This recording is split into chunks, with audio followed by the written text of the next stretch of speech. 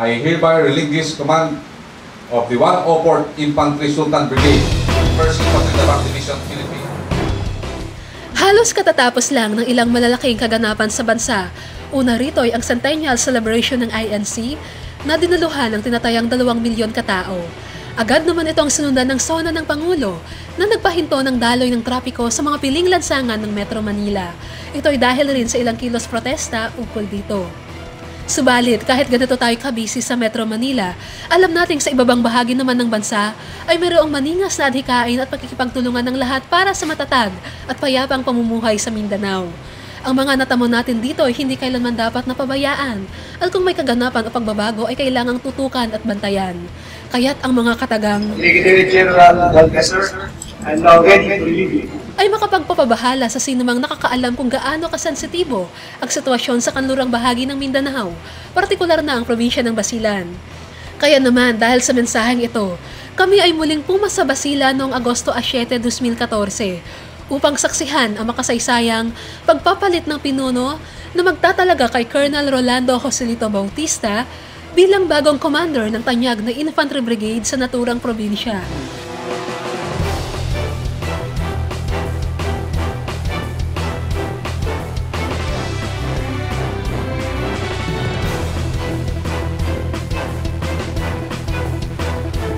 Ang 104th Infantry Brigade sa pamumuno ni dating Colonel at ngayon ay Brigadier General Carlito G. Galvez Jr.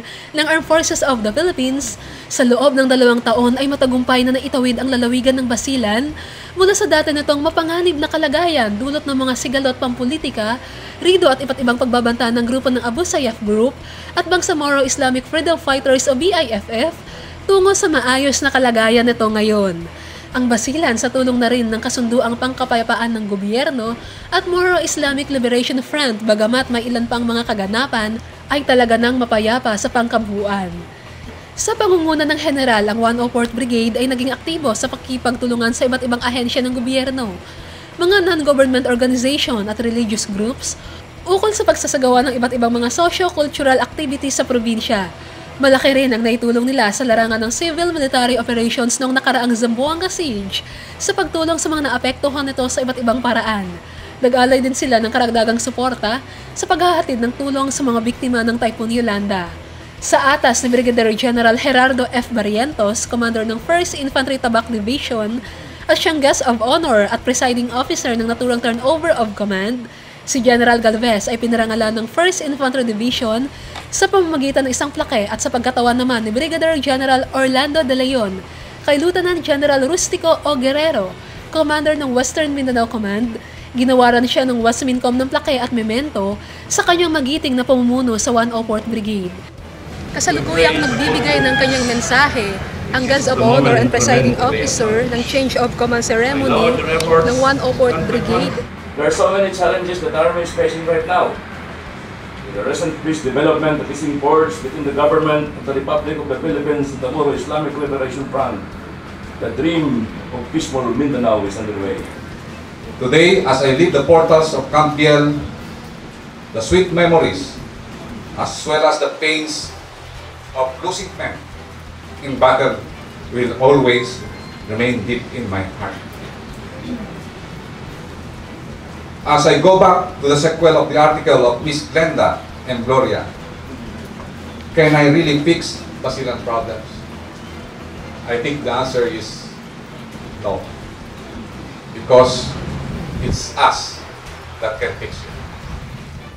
Pinuri naman siya ng mga local government units sa kanyang hindi matatawarang kontribusyon sa Basilan. Wala po kaming ibang masabi kundi malaking pasasalamat sa maganda niyang pakitungo sa lahat ng taga-Basilan, lalo-lalo na para sa kapayapaan ng ating bayan, ng ating probinsya. Good luck sa bago niyang mapuntahan at congratulations. General Galvez, I wish him luck on his endeavor. We will miss him dito sa Basilan kasi naman marami siyang nagawang tulong dito sa Basilan. But then, I think deserving naman siya to go higher this time kasi mas marami kasi siyang itulong. Si General Galvez ay siyang nahirang bilang pinuno ng Coordinating Committee on the Cessation of Hostilities para sa gobyerno o GPH na nakikipag-ugnayan sa MILF para sa kapayapaan. At ang kanyang counterpart naman sa MILF CCCH ay si Commander Abbas Salung na galing din sa Basilan. Iniwan ni General Galvez ang 104th Brigade sa pamamatnubay ng kanyang mista na si Colonel Rolando Joselito Bautista nang may mataas na pagtitiwala na may pagpapatuloy ang mga nasimulan na ng AFP sa probinsya. As I lead this unit, my commanders, please throw 100% support to our new commander, Colonel Rolly Bautista, my ranger buddy and friend. Allow me to extend my profound gratitude to my predecessor, Brigadier General Galvez. He is truly a friend, a classmate, and a ranger buddy, for he took extra effort for me to assume the leadership of this brigade. I consider him as one of the officers who set standards for every task or position given to him, as what he has done to this brigade. Rest assured, Mr. that I will continue to uphold that standard and will ensure that you will be proud of me.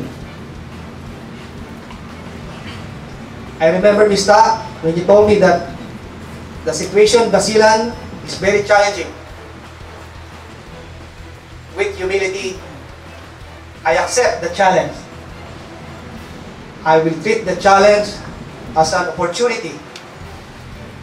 An opportunity not for my career advancement, but an opportunity to serve the people of Basilan.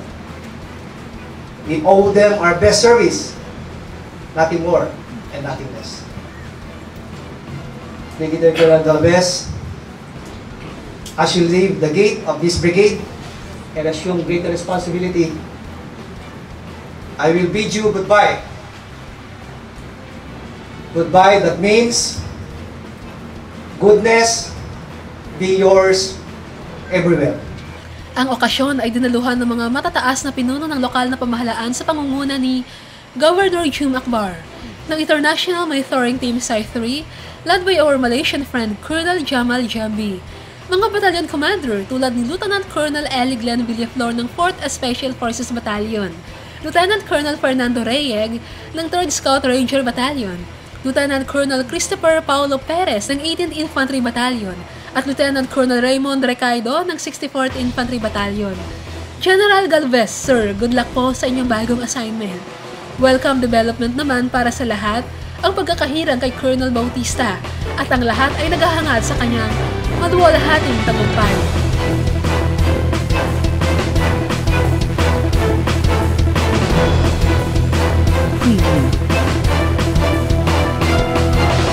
Para sa Balitang Filipino ng SambaTimes.com, Risa Lacbao nag-uulat.